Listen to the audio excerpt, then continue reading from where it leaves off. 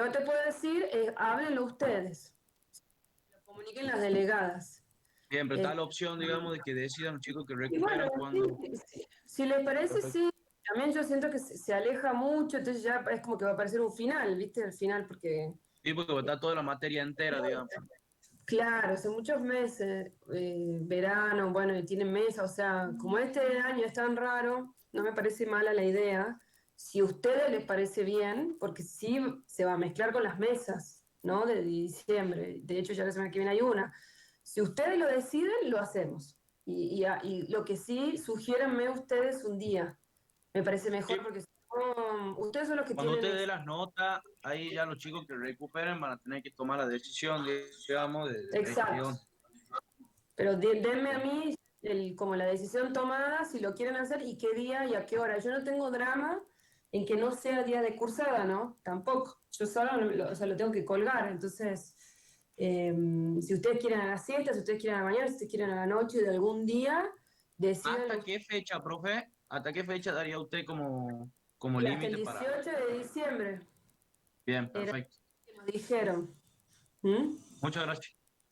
De nada, eso decían ustedes y infórmenme. No entro en mucho porque tengo que armar el recuperatorio, pero no hay drama, ¿sí? Esperen que voy a prender el ventilador.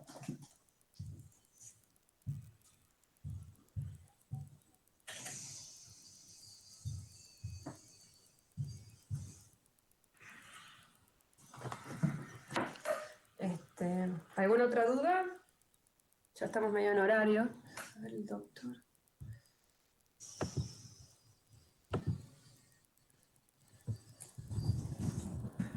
A ver. Bien. ¿Ninguna otra duda del examen?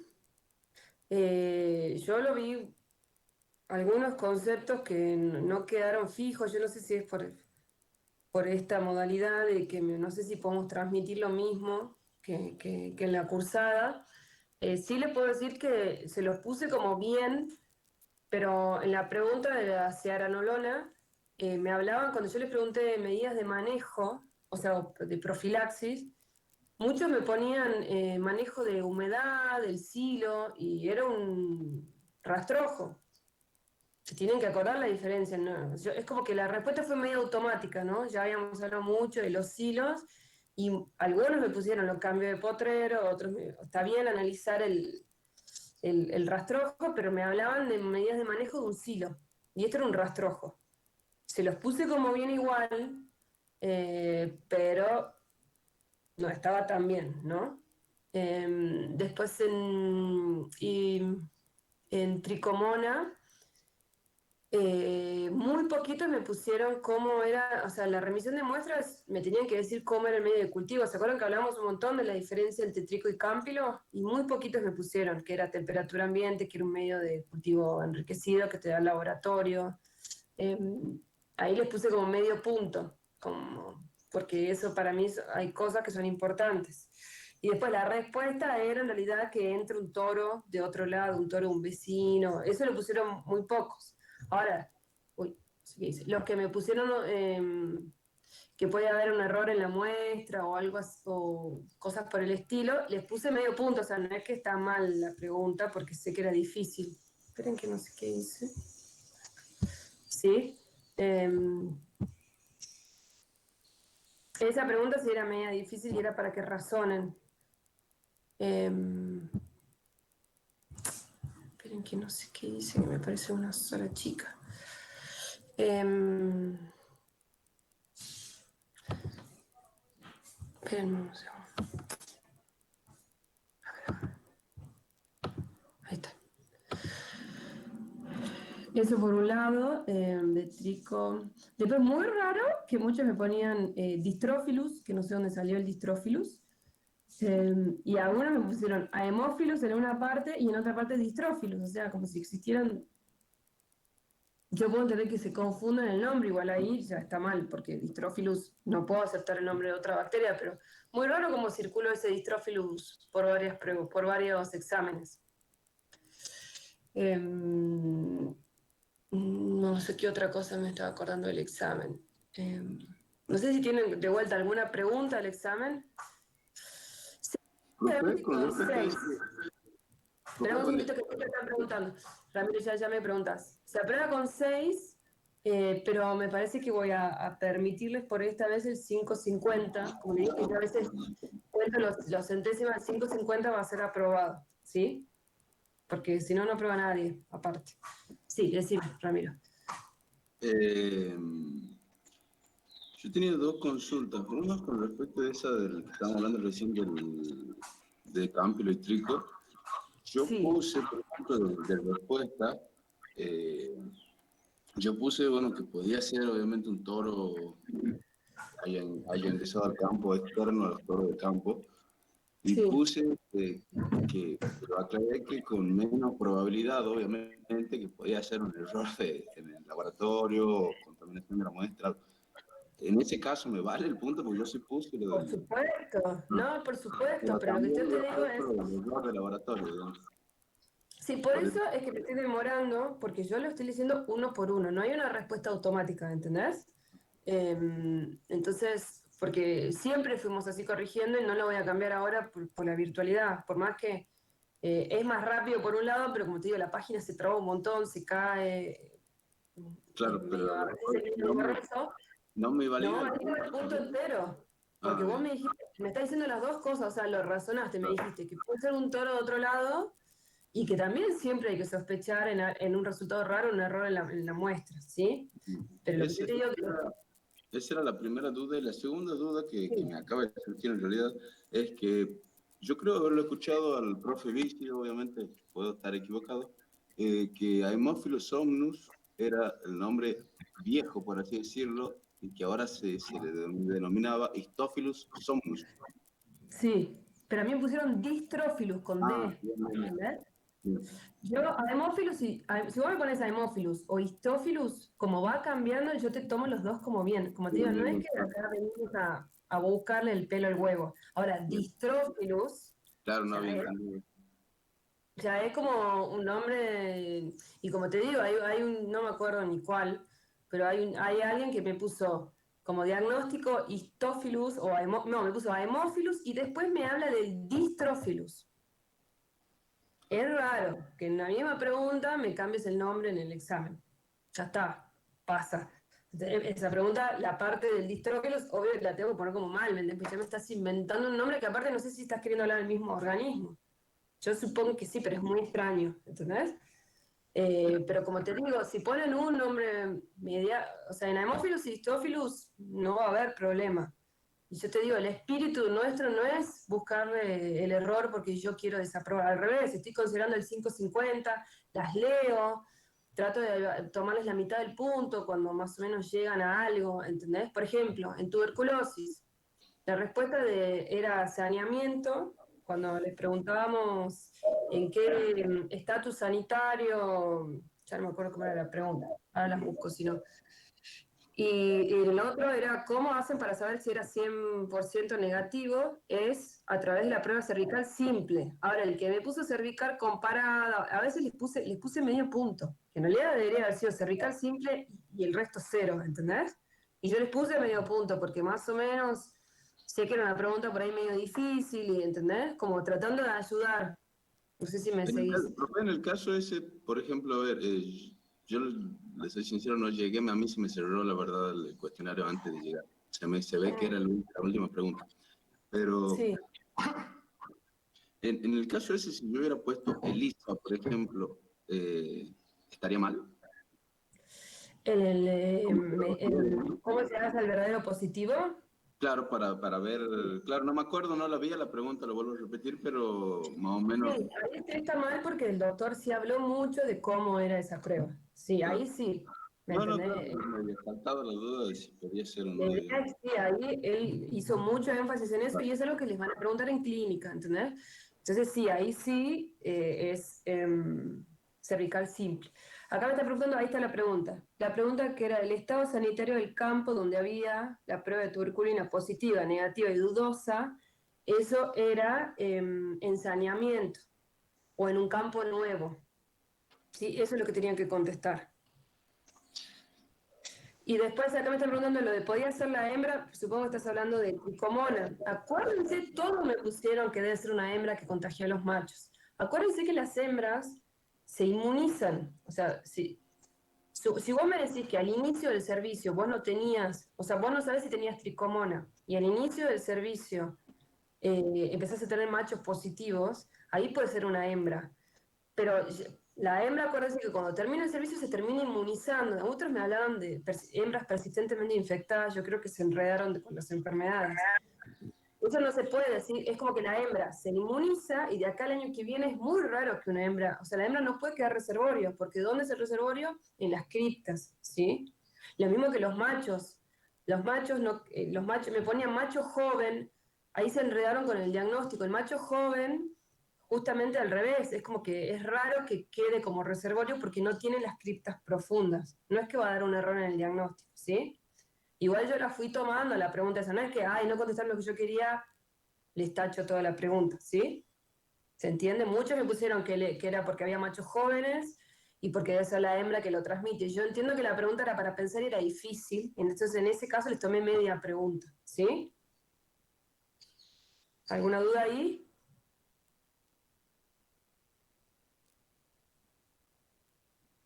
O sea, la hembra, lo que les digo, la hembra de alguien se tiene que contagiar, no puede quedar un año como reservorio la hembra, ¿se entiende?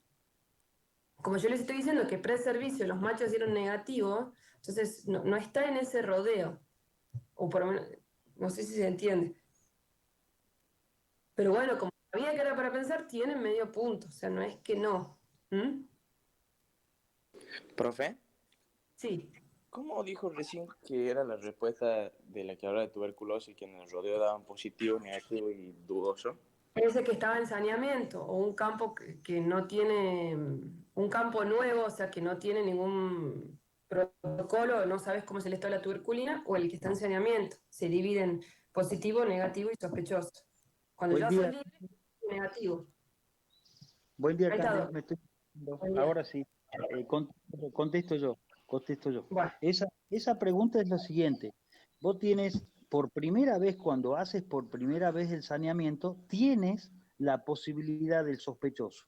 Una vez que vos entras ya en proceso de haber hecho tuberculina 3 o 4 veces, desaparece quien es sospechoso. Quedamos con positivo y negativo. ¿Se entiende? En la primera vuelta te puedes tomar la ventaja, si vos le quieres llamar, de tener un negativo, un positivo y un sospechoso. Después no hay más esa categoría. Y donde no existe ni en la primera ni en la última la categoría sospechoso, es cuando hacemos la cervical simple. Esa tiene dos chances, positivo, negativo, no hay sospechoso. En el único lugar donde la prueba te permite por primera vez, únicamente cuando haces la primera descarga, que vos puedas tener la posibilidad del sospechoso. En la primera descarga anocaudal, en la cervical simple no, ahí es positivo y negativo, porque tienen conceptos distintos esas pruebas.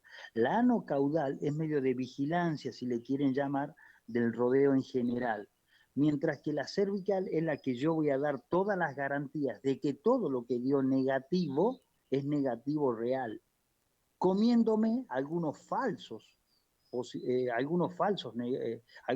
positivos, quiero decir. ¿Estamos? Lo traducimos. Supongamos, cuando yo bajo a la cervical, me diga, bueno, acá hay 10 animales o el rodeo este, yo quiero quedarme tranquilo de que esto es negativo. Yo hago y me salen 6 o 7 positivos a la cervical. Es muy probable que entre los 7 positivos, algunos sean realmente negativos, pero la prueba me lo está dando como positivo. Me como algunos positivos.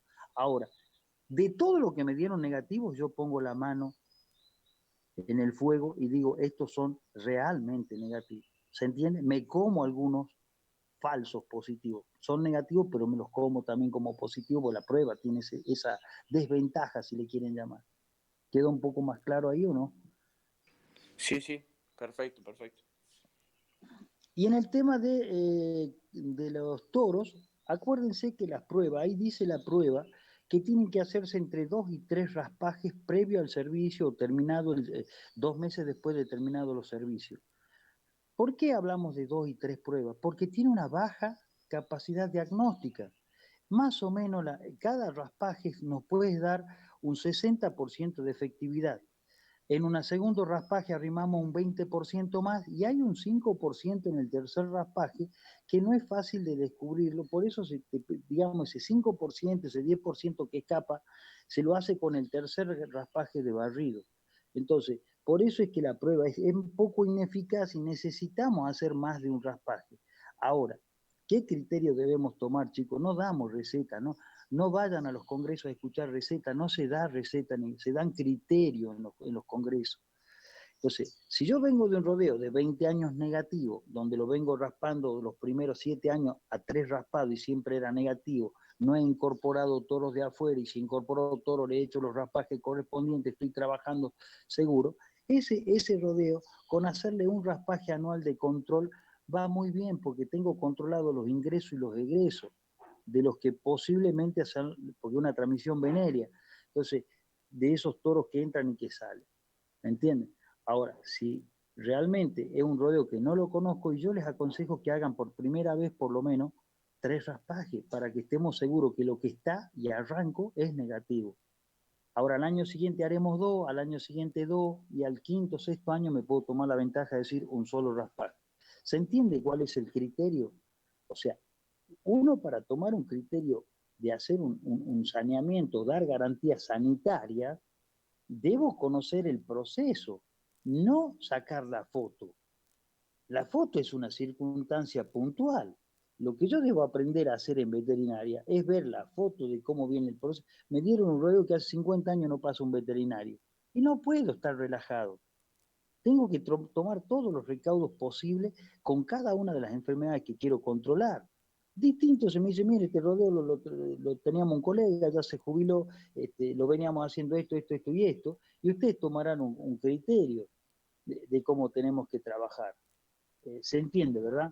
Entonces, si bien uno trata de prepararlos, también queremos ponerles otros conceptos que también son importantes. O sea, aprender a tener un concepto. Acaba de decir la doctora Candelaria ahí, son preguntas para pensarlas, porque queremos que se saquen esa estructura de la maestra Ciruela. Diga la poesía de Belgrano, y empieza, ya está la poesía de Belgrano. No, no queremos, eso era para la primaria, esto es otra cosa, ¿se entiende? Acá hay que aprender a pensar. ¿En base a qué? Al estudio, al ser meticuloso para estudiar, al pensar. Es otro, le queremos dar otro tinte. Usted está muy cerca de terminar cuarto y comenzar con quinto, donde es clínica, y la clínica no viene envasada, no hay un envase que dice esto es parvovirus, esto es... no, a veces está parvovirus con no sé qué cosa, y a veces está leucosis junto con anaplasma, y ¿me entienden? Entonces, si uno le da enlatado, sería muy fácil ser veterinario, siempre digo, colgamos todos los enlatados en internet, ustedes San Google, para ustedes San Google le resuelve todo, ¿eh? Entonces, ¿para qué vamos a ser veterinarios? Vamos a San Google, aprendamos a manejar internet y somos veterinarios, pues. ¿Se entiende, no?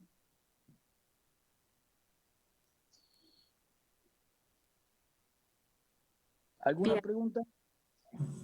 ¿Alguna otra pregunta o empezamos la clase de hoy? Otra cosa que, bueno, que a mí siempre me gusta, les doy siempre el examen para que lo revisen, pero ahora no sé si se va a poder. Aparte, yo no estoy corrigiendo como puntual, voy poniendo el punto, porque si me tengo que poner a escribir en cada pregunta no terminamos más. Pero bueno, a mí siempre yo les entregaba el examen corregido.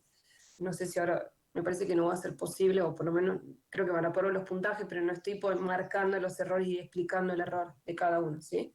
Lamentablemente. Pero bueno, si alguno tiene alguna duda extra, me escriben por mail.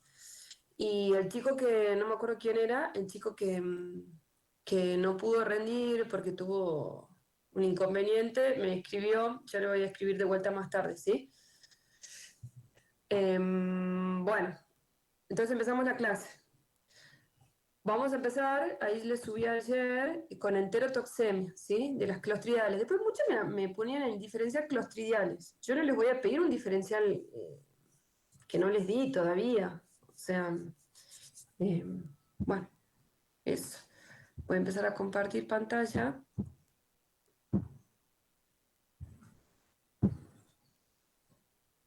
¿Saben algo de clostridiales? ¿Ya lo vieron en otras? Puede ser una pequeña introducción de clostridiales y después vamos a ver puntualmente las enfermedades de los bovinos, ¿sí? A ver si está compartiendo. Sí. Bien. Bueno, entonces. Ahí se ve, ¿verdad?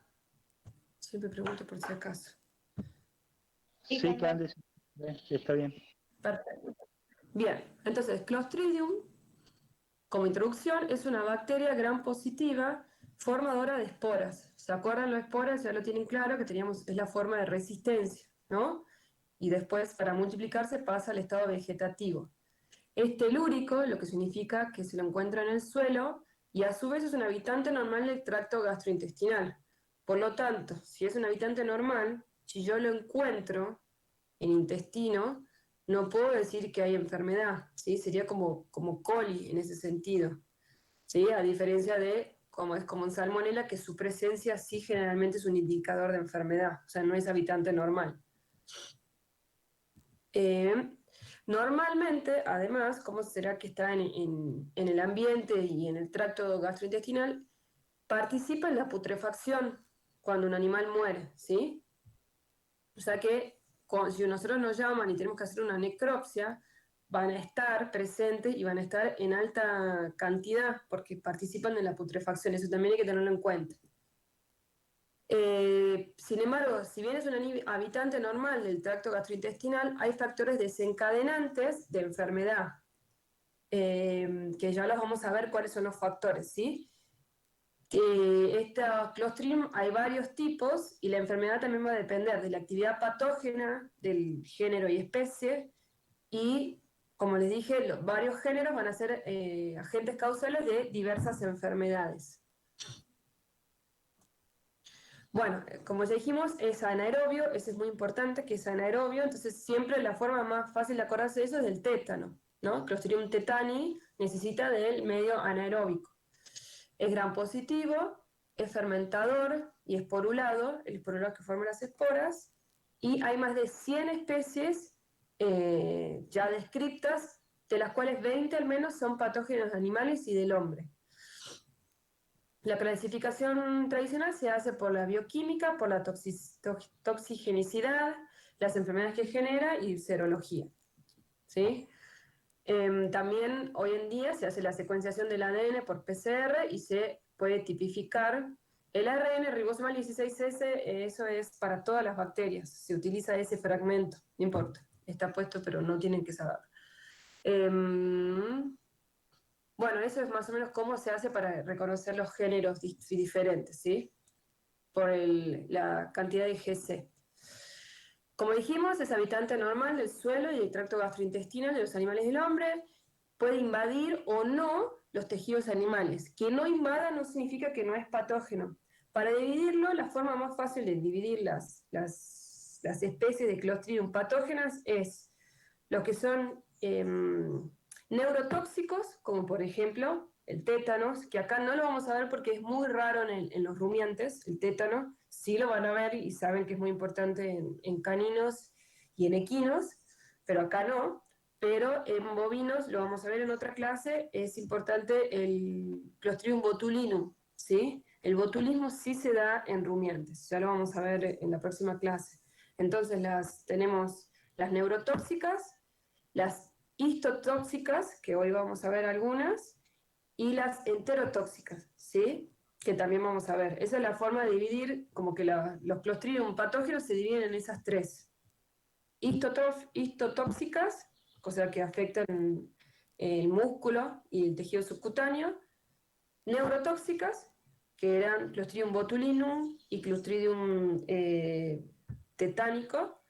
Y enterotóxicas, que por ejemplo en este caso va a ser la enterotoxemia, ¿sí? Bueno, esto también es importante, dijimos que era anaeróbico, pero algunos son medianamente tolerables al oxígeno, ¿sí? Y la temperatura de crecimiento es bastante amplia, como pueden ver ahí. Sobre todo porque si participa en la putrefacción, acuérdense que va aumentando la temperatura. Entonces lo hace más resistente a 37 grados, que es la temperatura común del cuerpo. Bueno, ese es el cultivo. Cuando uno lo tiene que cultivar es bastante engorroso porque estas son las jarras de anaerobiosis, ¿sí? Hay que ponerlo adentro. Esta es súper sofisticada. Nosotros hasta usamos una lata, lo pones adentro con la placa y pones una vela. Cuando se acaba y lo tapas, cuando se acaba la vela, se supone que estás en anaerobiosis. Bueno, el poder patógeno reside en sus toxinas, que pueden ser histolíticas, enterotóxicas o neurotóxicas, de ahí la clasificación de los 3 tipos que les dije, y se denominan las toxinas con letras griegas, ¿sí? Y son específicas para cada especie de Clostridium, ¿sí? Ya vamos a ver con más detalle eso. Después tenemos los Clostridium que no son invasivos, o sea que solo van a contaminar o desde donde colonizan y replican, ahí liberan las toxinas y producen todo el daño, y otros que hacen septicemia, ¿sí? Acá tenemos una foto de Clostridium tetani, que ya lo vieron, que se dice, ¿se acuerdan del palo de tambor? Porque hace la espora en la punta. Eso también sirve para orientarnos al microscopio dónde está la espora, si es terminal o si es central, ¿sí? Esa es una foto para que lo vean. Acuérdense igual que no todos los Clostridium son patógenos. A mí me pasó de tomar muestras y ver alguna cosa así, no con la espora, pero ver esto. Mi jefe me dice, eso es un Clostridium. Y yo me asusté y me dice, no, bueno, pero no significa que sea patógeno, ¿sí? Clostridium, después tenemos los Clostridium que sí son invasivos, ¿sí? Que lo que significa es que colonizan alguna mucosa o entran por una herida, se multiplican y después hacen una septicemia, ¿sí? Y producen toxinas a veces menos potentes, porque también la bacteria produce la lesión, no solo la toxina, ¿sí? En caso de las anteriores, multiplica, pero lo que lleva a la muerte y lo que es realmente patógeno es la toxina, ¿sí? Puede ser por ingestión o por contaminación de heridas, generalmente cómo actúan los Clostridium. Y acá hay ejemplos de los que sí tienen, que invaden y producen septicemia, ¿sí? Después, los sitios de infección son diferentes clasificaciones, ¿sí? Ingresan por vía oral, van a músculo, a veces están en hígado, a veces están en intestino, ¿sí? Es más o menos para que lo tengan en cuenta. Esto es una introducción, pero después es más fácil irlo estudiando en cada enfermedad, van a saber, razonando la patogenia, más o menos dónde lo puedo encontrar, ¿sí? Ahora vamos a hablar puntualmente de la enterotoxemia. Afecta a los rumiantes, a los equinos y los cerdos. Dentro de los rumiantes les diría que lo que más afecta son los ovinos, ¿sí? Después, cuando terminemos esto, voy a mostrarles algo porque esta enfermedad está muy sobrediagnosticada, porque produce muerte aguda, hasta sobreaguda y a veces sin signos clínicos. Pero en el bovino no es tan común, es como que una bacteria, es una enfermedad como muy famosa, pero que en realidad en el bovino la casuística no es tanta. Y como en medicina de campo muchas veces no llegamos al diagnóstico, cuando hay una muerte aguda, enterotoxemia, ¿sí? Se la sobrediagnostica. Se dice mucho que es enterotoxemia, pero quizás no era enterotoxemia. ¿Se entiende? Lo que les quiero decir ahora lo voy a mostrar cuando terminemos de esta enfermedad. Una página de Instagram que se la sugiero que la sigan, si no la siguen todavía, que habla de esto y es muy interesante, tiene muchas necropsias a campo de varias enfermedades y me parece que está piola. Y habla de esto que les digo y muchos veterinarios comentan abajo. Entonces, bueno, me pareció muy interesante esa página. ¿Quién da esta enfermedad? La enterotoxemia, el Clostridium perfringens, ¿sí? Que va a producir enteritis hemorrágica y ulceración de la mucosa intestinal. Acuérdense, entonces ahora vamos a hablar de Clostridium perfringens, ¿sí? Es habitante normal del tracto digestivo, principalmente se lo encuentra en el intestino delgado. Es un bacilo inmóvil, a diferencia de los otros Clostridium con características tintoriales. O sea, la diferencia del resto es que es inmóvil, ¿sí? Eso es igual, para ustedes no viene al caso, pero bueno, se sabe eso, que el Clostridium perfringens es inmóvil, el resto son móviles. Dentro del Clostridium perfringens hay diferentes tipos toxigénicos, y a su vez, los diferentes tipos que se clasifican A, B, C, D, E, son un montón, producen diferentes toxinas, ¿sí? Entonces, acuérdense eso, que es habitante normal y que es toxigénico. O sea, es muy importante en Clostridium perfringens las toxinas que produce. Me fui para atrás. Esta enfermedad es una toxoinfección. El agente causal va a producir toda la patógena a través de sus toxinas, ¿sí? Más o menos como E. coli enterotoxigénica, ¿se acuerdan? Que coloniza intestino, pero no atraviesa, y lo importante es la absorción de las toxinas. Bueno, acá es lo mismo, ¿sí? Clostridium perfringens, y en la acuérdense el nombre, dice enterotoxemia. Es porque lo que permite, si bien es habitante normal del tracto intestinal, hay algo que permite su replicación y su liberación de muchas toxinas que se absorben y producen la patogenia y las lesiones, ¿sí? Y llevan a la muerte. Profe, Sí, si es habitante normal, diga. mientras es habitante normal, ¿produce toxina también? ¿O cómo es que no le hace Pero nada? muy baja dosis. Es como que en realidad está como en equilibrio con otras bacterias pero puede producir, pero en bajas dosis. El tema es la carga de la bacteria y la carga o la dosis de la toxina, ¿entendés? Claro, como se multiplica Que es lo que ya demasiado. permite. Claro, exacto. Bien. Esto, para que vean, es un agar sangre, y así es cuando se ve cuando son hemolíticos. Uno los pone y ven, estos son todos glóbulos rojos, obviamente, lo que tiene el agar sangre, y ven cómo produce la hemólisis. Estas hemólisis también, de acuerdo al color de la hemólisis, se la clasifica. No importa ese, pero para que vean, alguna vez se acuerden, ¿sí? Acá están de vuelta, ¿sí? La espora terminal. Y más o menos, ustedes ya lo vieron a esto, pero para que repasen cómo es el ciclo cuando es vegetativo y cuando produce la esporulación, ¿sí? O sea, no es que siempre tiene que esporular y después llegar al ciclo, al estado vegetativo. Cuando hay condiciones favorables, directamente se queda así, ¿sí? Empieza a dividirse en esto, en estado vegetativo. Bueno, acá seguimos con Clostridium perfringens, ¿sí? Acá tienen los diferentes tipos, el A, B, C, D, E, F, y creo que hay más, yo puse estos. Lo que les quiero mostrar es que de acuerdo al tipo, tienen a veces diferentes denominaciones y diferentes huéspedes, ¿sí? Miren, el A afecta más a los equinos y al bovinos, el B al cordero, y producen diferentes enfermedades, ¿sí? Acá el importante es Clostridium perfringens tipo D, ¿sí? Que generalmente afecta más a los ovinos, puede afectar a bovinos y caprinos, pero se da más en ovinos, ¿sí? Y produce la enfermedad que también se le llama el riñón pulposo, porque produce una lesión muy característica en el riñón, ¿sí? Bueno, y estos también pueden afectar a los rumiantes, pero en menor medida, y no vamos a hacer tanto hincapié, pero sepan que puede llegar a pasar, ¿sí? Que uno encuentre otro tipo toxigénico. Pero lo importante acá es Clostridium perfringens tipo D, ¿sí? Que es este. Este es el que vamos a hablar hoy, del que vamos a hablar hoy. Bueno, a su vez, dijimos que hay diferentes tipos y que producen diferentes toxinas, ¿sí? Entonces, según la toxina, hay algunas que son letales, van produciendo lesiones, por ejemplo, lesiones en las microvellosidades del intestino, lesiones vasculares, algunas producen daño en el sistema central. No me voy a detener, pero tienen muchas toxinas. El Clostridium perfringens tipo D produce la toxina epsilon, que sería como una E, ¿sí? ¿Ven? Producida por el Clostridium perfringens tipo D, que produce una lesión vascular y daño en el sistema nervioso central. Esta es lo importante que tenemos que aprender. Esto sí lo preguntamos. ¿Qué Clostridium? El tipo D.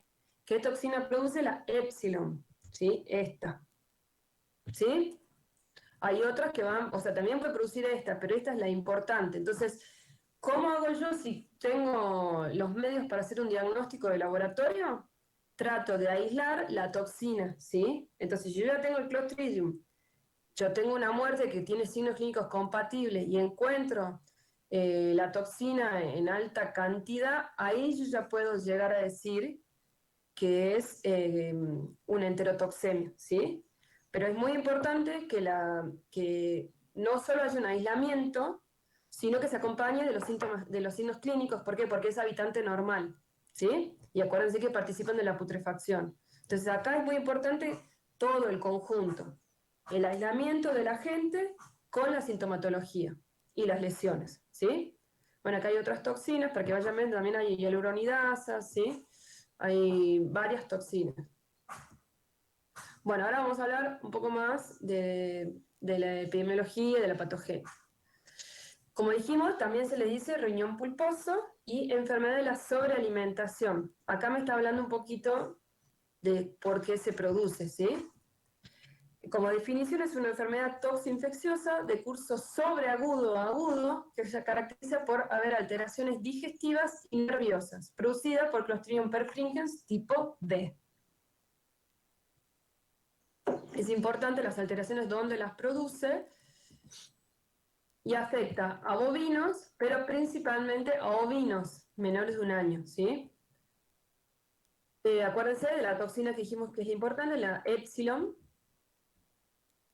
La fuente de infección en cuanto a la epidemiología es el suelo y que contaminado con materia fecal o que ya está en el suelo de animales sanos. Acuérdense porque es habitante normal. La puerta de entrada generalmente va a ser por la boca y se elimina por recto, ¿sí? A través de materia fecal. Se puede presentar en cualquier época del año, pero generalmente se da más en invierno y en primavera, por un tema de alimentación. Produce un fuerte impacto económico en la producción porque generalmente se da en forma de brote, ¿sí? Y el pronóstico es grave a letal, fatal, ¿sí? Entonces yo voy a tener brotes, eso es importante. Algunas enfermedades clostridiales se dan como casos aislados, por ejemplo, el tétano, que no se da en bovino, pero bueno, por ahí lo tiene más fresco el tétano. En cambio, la enterotoxemia va a ser un brote, van a ser varios animales, ¿sí? Eso es importante y nos ayuda un poco, nos orienta en el diagnóstico. Doc, si cuando quiera interrumpirme y hacer algún comentario, me habla nomás, ¿sí? En cuanto a la epidemiología, es de amplia distribución porque está en el suelo y es común a todas las especies, ¿sí? Los factores preimponentes son los más importantes. Va a ser el cambio brusco de alimentación, suplementación irregular y el frío. En cuanto al cambio brusco de alimentación y la suplementación irregular, ¿qué es lo que pasa?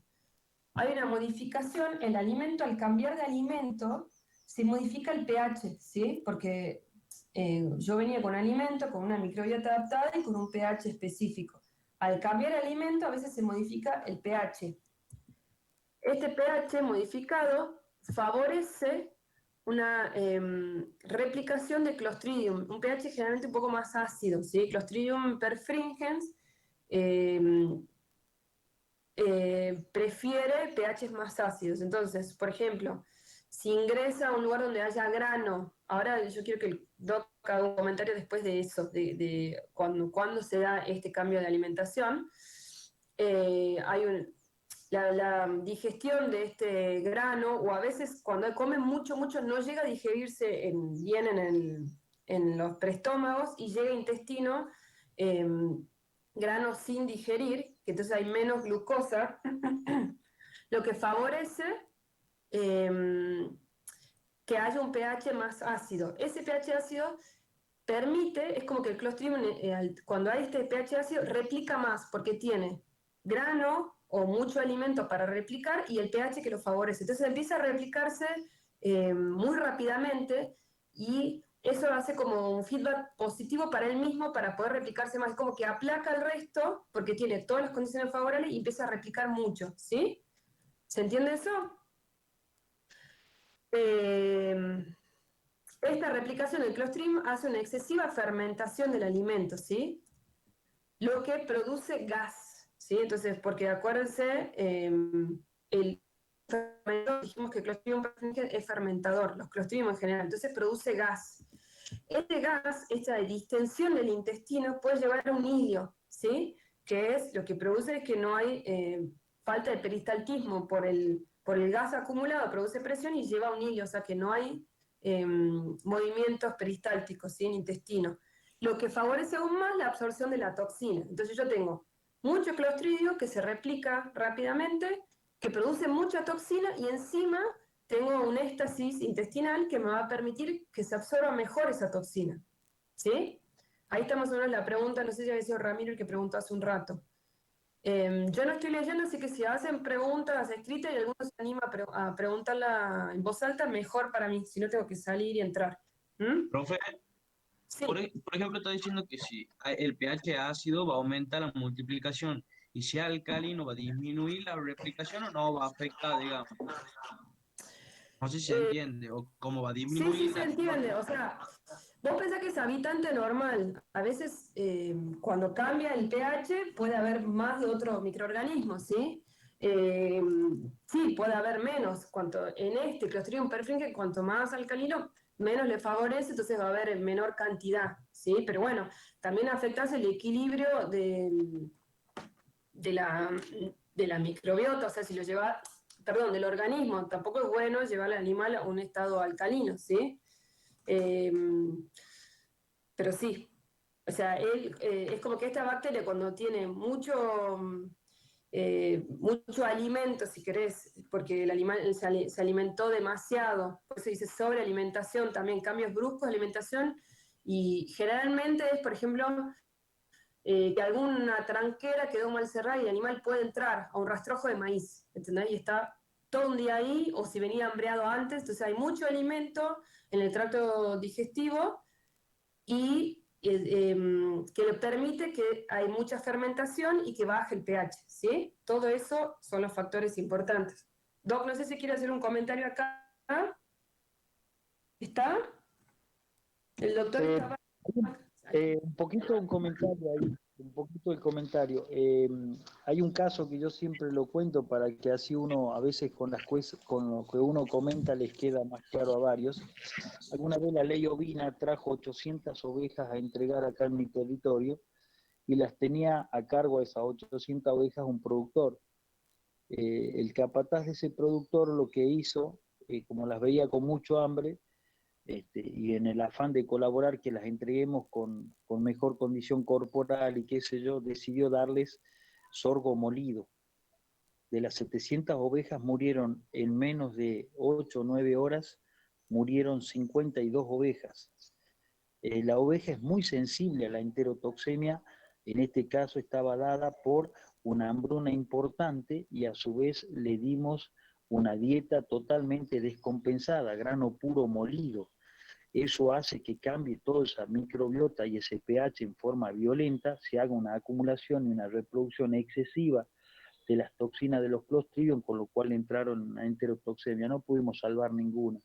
Las tratábamos con protectores hepáticos, algún corticoide que estabilice las membranas, pero no nos dio resultado. La verdad que cuando en ovinos se desata, es así, mueren 50, mueren 20, mueren 15. Nunca muere una o dos como sucede generalmente, a veces hasta 3 en el caso de los bovinos.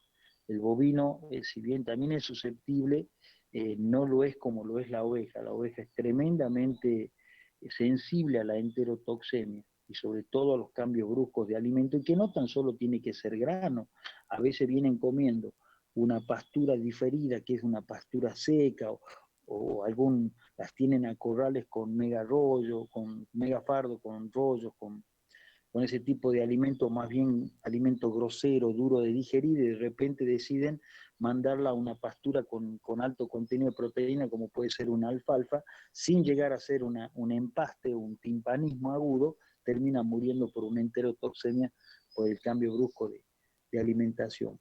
Y los días fríos, generalmente los animales tienen pequeños ilioparalíticos, o sea, tienen tendencia a tener menor movimiento peristáltico, lo cual hace que los predisponga a poder tener un cuadro de enterotoxemia. Es un poco lo que, como comentario general. Y como algo que se tocó a la pasada también, y que está apareciendo cada vez con más frecuencia, pero es porque estamos cambiando los sistemas.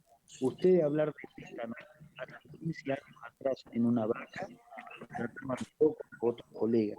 Sin embargo, en estos últimos 4, hablar de tétano se ha hecho un poco más frecuente, no muy frecuente, se ha hecho un poco más frecuente porque los piloteros decidieron ponerse a castrar animales dentro de un corral que tiene una carga de materia orgánica y de porquería a 2 manos. Entonces, dentro de los filos han sido todos los brotes que yo he conocido últimamente de tétano. ¿Por qué? Porque se han puesto a hacerle una herida en un corral donde no hay sombra, donde les cambió la alimentación, donde el estrés es elevadísimo, entonces se echa el animal a descansar y por ahí le penetran todas las municiones que tiene el sistema. Entonces hemos visto pocos casos, he visto un caso en Santiago del Estero, 8 novillos muertos de casi 200, y era tétano por haber sido entrado. Después vi un par de casos más de terneros. O sea, no es que ha cambiado un poco la forma de trabajo, otro problema. Ahora, quien trabaja, es como dice la doctora Candela, y no va a ver nunca. El que trabaja en el campo abierto, castra y larga a campo abierto, no he visto nunca tétano. Los tétanos los he visto, y vuelvo a decir, y soy tajante con él, lo he visto en filos, que se ponen a hacer cosas en un lugar. ¿Se entiende? No han puesto se han puesto a sacar los testículos, sacarle los pisos a él, así que bueno, un poco comentario. Si hace Clostridial lanares, esa sí tiene incorporado Clostridium tetani dentro de su estructura de vacuna, por lo tanto, se van a hacer a dosis del no es 3, no es 5 milímetros, entonces sí la podemos usar y hacer la travesura. También lo haría yo con antibióticos más allá de la vacuna, ¿no? Una cuestión de que el animal se echa, vuelvo a decir, en un sistema totalmente agresivo para una herida. Es un poco el comentario, Candela. Bien. Ahí voy. Bien. Bueno, esto ya lo adelantó el doctor, entonces el frío, ¿por qué también predispone? Porque disminuye el peristaltismo, estamos hablando de un frío importante, ¿no? Lo cual puede llevar a un hilio, ¿sí? Que permite la absorción de la toxina. O sea, estos son factores que favorecen lo que decíamos. La toxina, el Clostridium siempre la puede liberar. Lo que pasa es que a veces hay condiciones que aumentan la cantidad de toxina o que favorecen su absorción, ¿sí? Pero esto también es... Entonces, ese de la microbiota o microflora, que se produzca mayor cantidad de toxinas, ¿sí? Acuérdense que no, o sea, tiene muchos toxinas, pero la importante es que es la que va a dar la patogenia tan característica. Porque también, como produce lesiones vasculares, llega a producir lesiones endotelio, lo que me lleva a que llegar a ver signos nerviosos. Generalmente sobreaguda y puede no haber signos, ¿sí? Pero sí puede haber signos nerviosos. Bueno, en cuanto a las manifestaciones clínicas, la incubación dijimos que es muy corto, de horas, con un curso generalmente sobreagudo, con una duración que es, cuando es sobreagudo, es inferior a las 24 horas. Los animales generalmente mueren repentinamente sin síntomas previos, y a veces se puede observar abdominal, diarrea, excitación, incoordinación y muerte. O sea, generalmente puedo llegar a algún signo nervioso, ¿sí? Y diarrea. El jugo, que no es tan común, puede durar entre horas y se presenta coma o convulsiva, ¿sí? Anorexia, disminución de la ruña, diarrea y haber hipotermia. La convulsiva, el animal hay una excitación nerviosa, y coordinación, embiste obstáculos, marcha en círculos y con convulsiones tónicas. Estos, ¿no? Ustedes ya vieron plantas tóxicas, son como muy característicos de todas las enfermedades nerviosas. Disculpa, me dicen que se está escuchando mal y yo también acá estoy en el campo ahora. A mí, ¿Dónde estoy? a mí me escucha el doctor. Sí, profe, se le corta Estamos mucho. escuchando mal, vos sabés que se está escuchando. A mí, qué macana. A ver. Hola, hola. Sí. Profe, se le corta mucho. A mí. No Sí, a la noto. profe Cande. Bueno, esperen que voy a hacer que conectar todo para tener yo señal.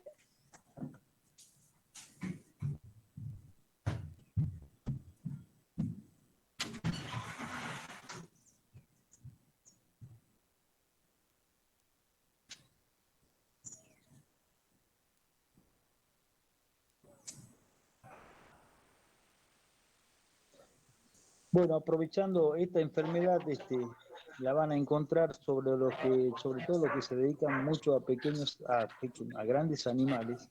Es una enfermedad bastante frecuente y capaz que la encuentren a muy temprana edad. Sí, estoy con internet. Bueno, esa es la igualdad que nos falta, chicos. Esa es la igualdad que nos falta. ¿Mm? Hablamos de la igualdad, pero yo no sé de cuál igualdad me hablan. Acá no la descubrí a la igualdad que me hablan, ¿viste? O sea, quienes vivimos acá en el campo parecemos de otro mundo, qué sé yo, ¿viste? Parece que vivimos en el periférico. Esperen que... Bueno. Estamos complicados. Lo que quería decir es, ¿se me escucha? A usted sí, ahora sí. Un momento. Bueno, decía que un poco estas enfermedades clostridiales son bastante frecuentes, pero por suerte tenemos una de las mejores herramientas que es la vacuna. La vacuna clostridial debe ser la vacuna que mejor efectividad tiene a la hora de producir los anticuerpos. Ustedes, por ejemplo, de tener una mortandad por clostridiales, hecho bien el diagnóstico, ustedes vacunan y a los 5 días dejan de morirse todos los animales. En cambio, con otras vacunas como el leptospira y demás, siempre necesitamos un periodo de 15 días más o menos para provocar una mediana cobertura, y con un repique inmediato, en el caso del leptospira, para que se pare el proceso. Entonces, Clostridial lo lindo que tiene que produce una respuesta inmune muy sólida y en muy poco tiempo, por lo tanto, nos hace quedar muy bien a los veterinarios. Era mágico, a vacuno a los 4 días se paró todo el problema.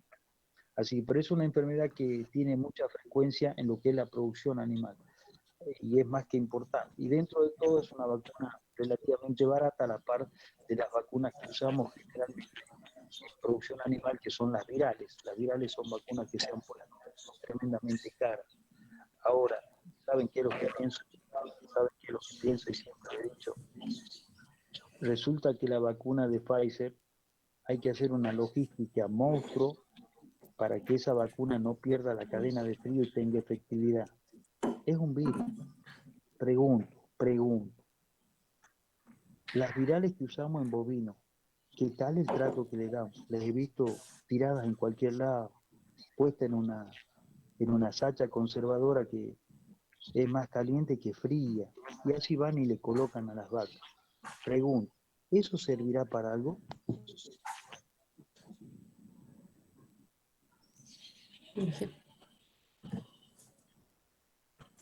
Sí. Le doy el ¿Me paso, escuchan, doctora. chicos? Bien. Ese es el problema acá. Es difícil que nos conten. Bueno, voy de vuelta de acá, ¿sí? Si no me interrumpen y... No sé. No, fíjate que es la única que está con el Wi-Fi, así que debería... entonces, repito, que lo importante son las toxinas que produce, la epsilon, principalmente en el endotelio del sistema nervioso central, lo que va a llevar a que produzca signos nerviosos. ¿Me escucha bien? Por ahora se la va escuchando bien, profe. Bien, cualquier cosa me interrumpen, dale, y vemos qué hacemos. Bueno, en cuanto a los signos clínicos, lo más común es que se dé con un periodo de incubación muy corto, que sea un curso sobreagudo, ¿sí? Con una duración inferior a las 24 horas, por lo cual realmente no hay signos clínicos, ¿sí? Puede llegar a verse dolor abdominal, diarrea y signos nerviosos como excitación, incoordinación y después llegar a la muerte, ¿sí? Pero puede ser que sea una muerte sobreaguda sin signos clínicos.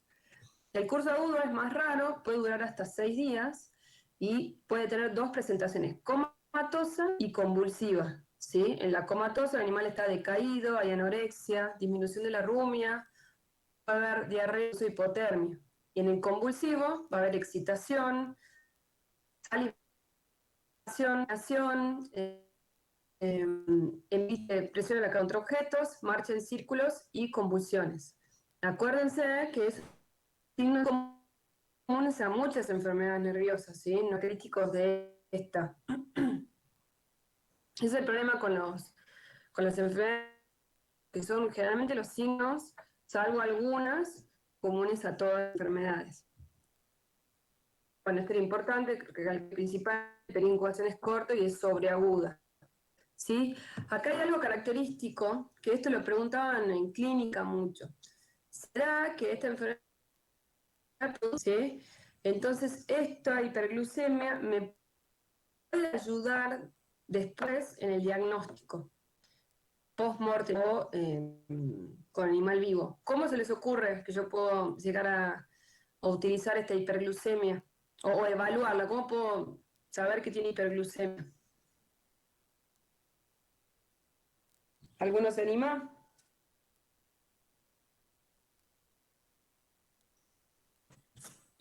Profe, ¿en el animal muerto o en el animal vivo? No, no entiendo. En las dos. Y en el animal vivo tomando una muestra de sangre y viendo con, no sé cómo se llama la verdad el aparatito para ver la glucemia en sangre, pero calculo que debe venir. ¿Pueden Sí. ser las tiras? Con las tiras, muy Claro, en bien. orina. Claro. Para la orina. ¿Y el animal muerto? La orina. ¿De dónde? ¿Cómo toma la muestra de orina un animal muerto?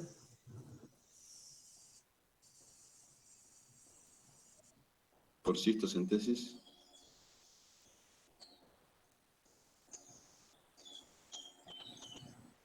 Ay, sí. De vejiga, lo que conté. Acá. De vejiga, ¿sí? Bien. Seguimos. En cuanto a las lesiones, los animales que se enferman están generalmente es muy importante. Se da mucho en animales en buen estado corporal, ¿sí? Es algo que se observó, ¿sí? Como un patrón. Una vez muertos, refacción muy rápidamente porque alta calidad, ¿sí? Los intestinos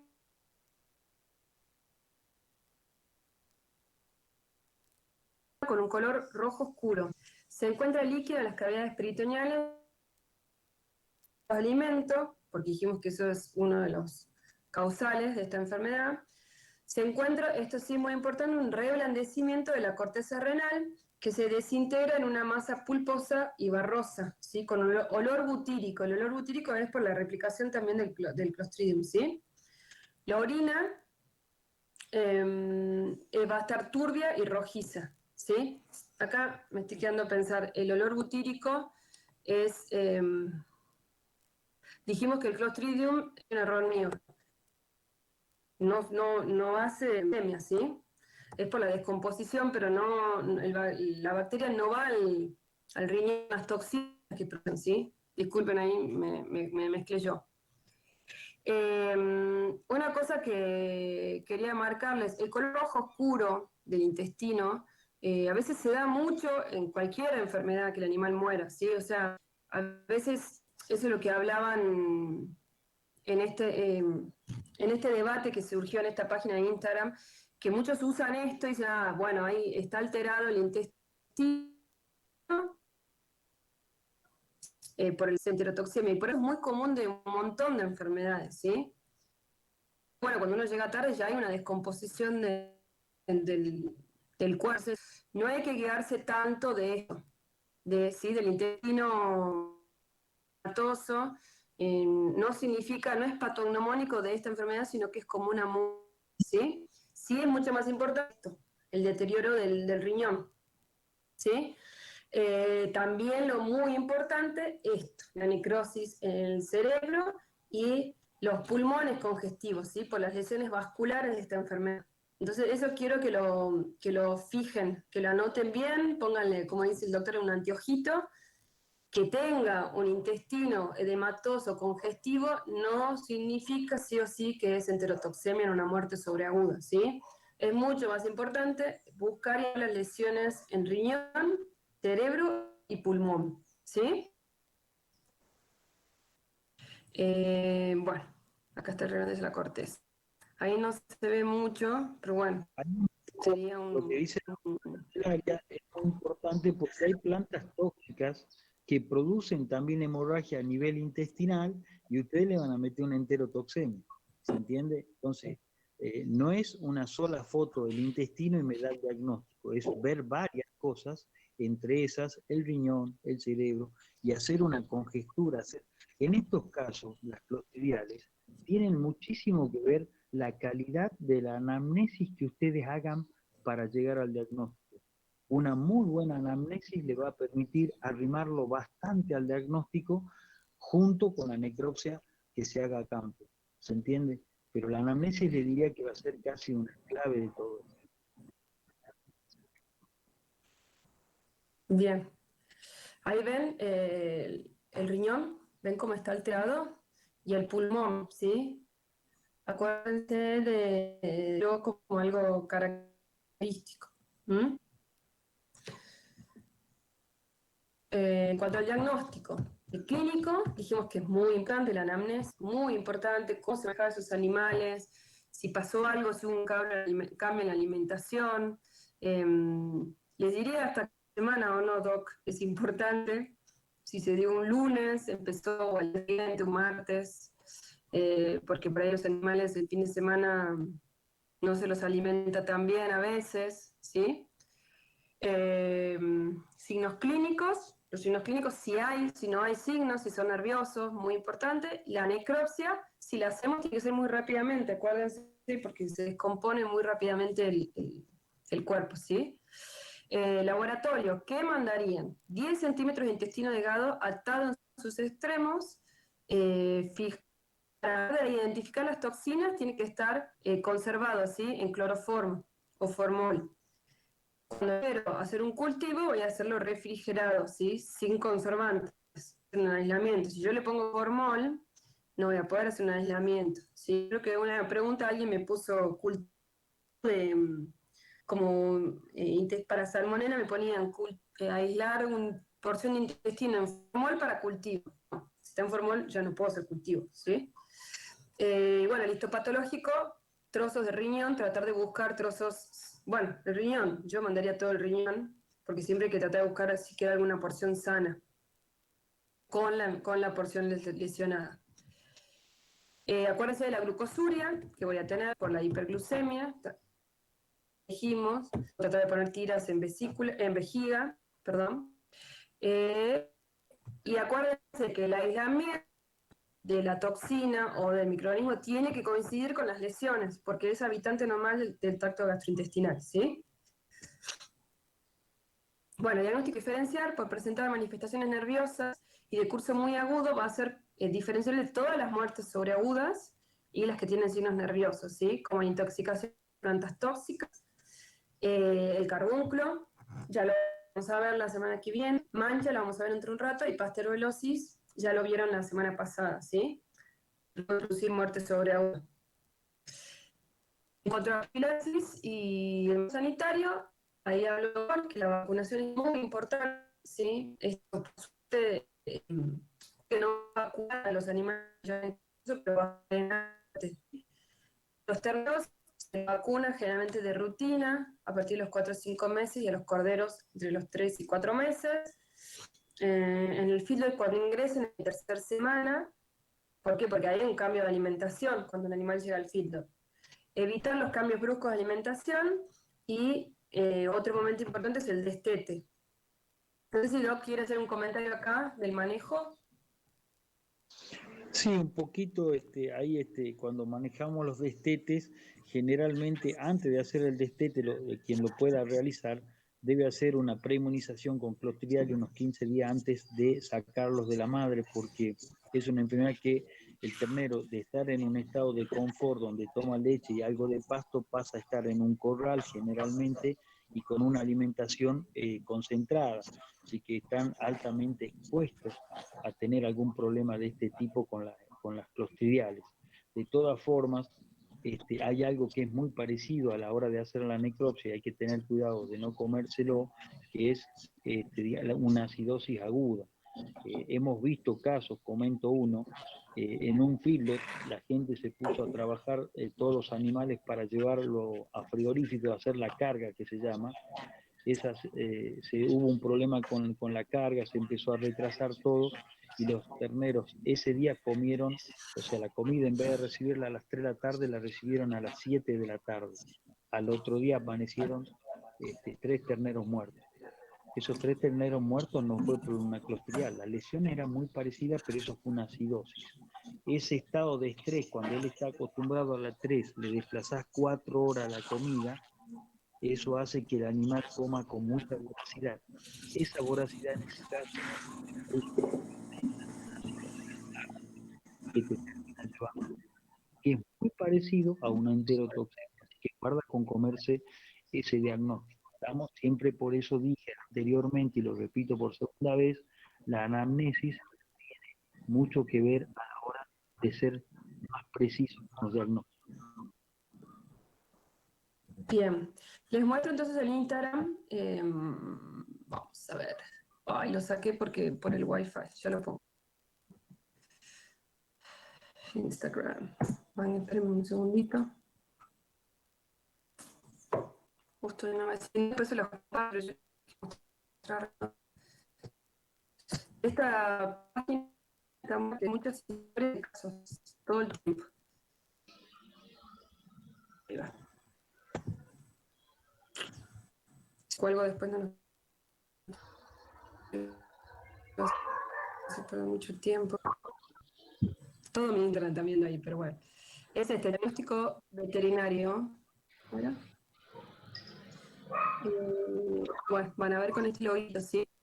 Y acá tiene recomendación de tejidos, o sea, ellos hacen diagnósticos, pero empezaron a publicar, la verdad, que cosas muy buenas. Este es el que yo les decía, que hicieron este posteo, y en enterotoxemia en bovino, en caprín, en bovino, ¿sí? Y era muy interesante, sobre todo las fotos que tienen y bueno, lo que comento. Si quieren, hagamos un pequeño recreo hasta que se termine de cargar. Y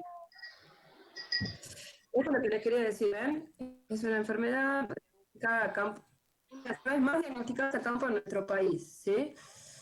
Lo que ellos sienten es que está, lo que ellos perciben es que está sobrediagnosticada. Como les digo, por ahí, ven, acá se hizo una encuesta entre, bueno, la gente que lo sigue.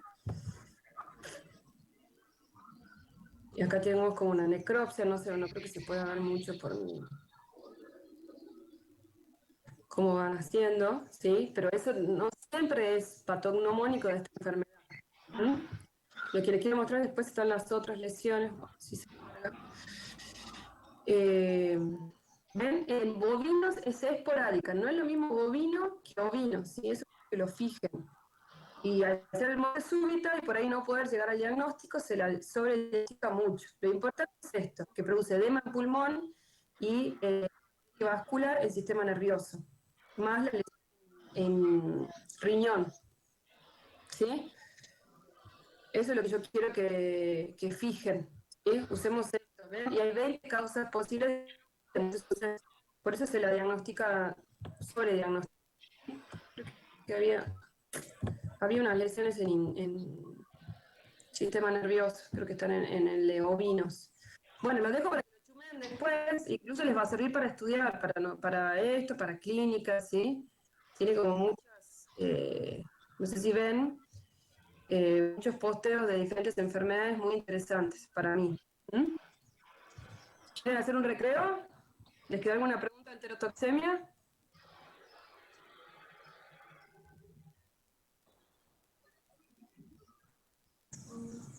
Bueno, vamos a un recreo de 10 minutos y seguimos. Tiene el micrófono abierto, ¿no? Por el recreo del aviso. Ya seguimos, ¿sí?